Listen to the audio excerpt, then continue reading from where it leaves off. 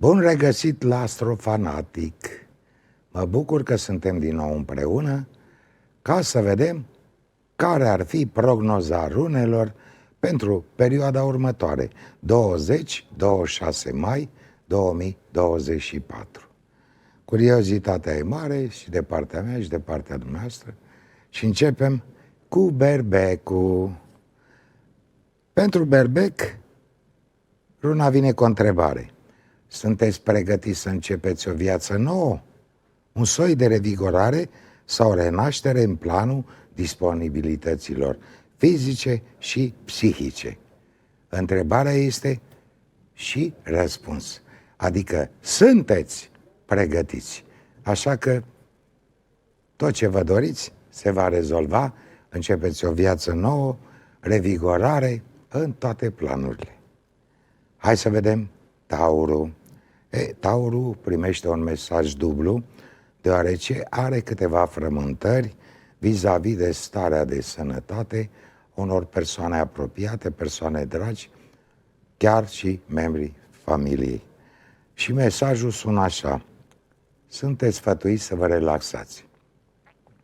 Persoanele dragi vouă, apropiate, se bucură în perioada următoare de o sănătate excelentă. Așa că n-are rost să vă faceți probleme. Am văzut și Taurul, hai să vedem Gemenii.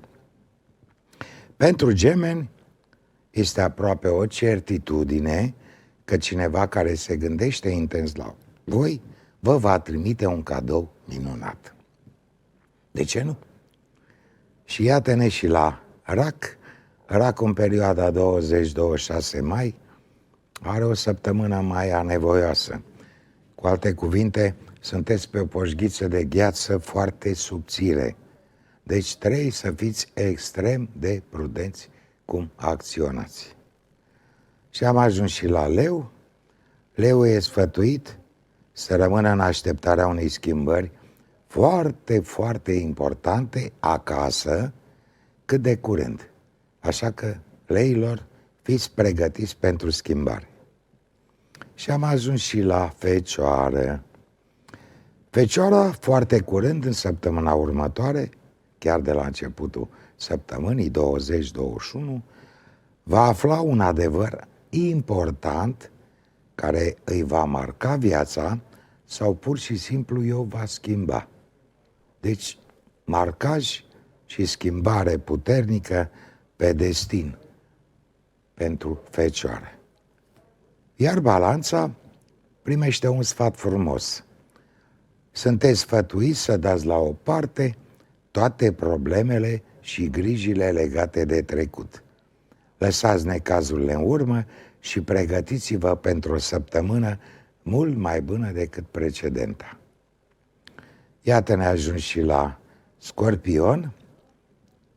Scorpionul i-a anunțat că în sfârșit poate găsi răspunsul sau rezolvarea problemei care îl frământă, doar angajând o discuție sinceră cu ceilalți membri ai familiei.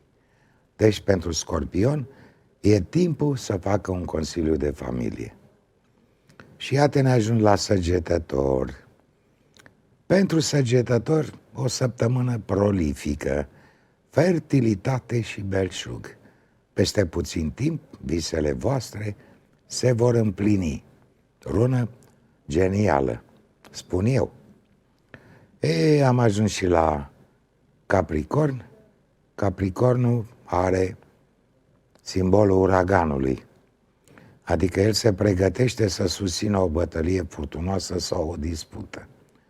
Dar runa îl sfătuiește să nu-și mai mobilizeze toate forțele și să nu susțină nicio bătălie și nicio dispută, deoarece totul se aranjează de la sine. Deci, fără bătălii. Iar ultima rună, Peștișorii, și peștișorii au chef de bătălii, dar spune că lăsați bătălia aia mică care vreți voi să o susțineți, peștilor, nu trebuie să vă îngrijorați, deoarece veți câștiga în mod sigur. Deci, o săptămână cu rune nu bune, chiar foarte bune pentru majoritatea zodiilor. O mică atenționare, dar asta n-ar fi o problemă la zodia Rac. Racul a mai trecut prin tot felul de întâmplări de genul ăsta, știe să-și canalizeze forțele și să obțină rezultatul scontat. Atât pentru săptămâna 20-26 mai, din partea runelor. Vă doresc o săptămână de vis, gânduri bune și sufletul să vă fie plin de căldură și dragoste.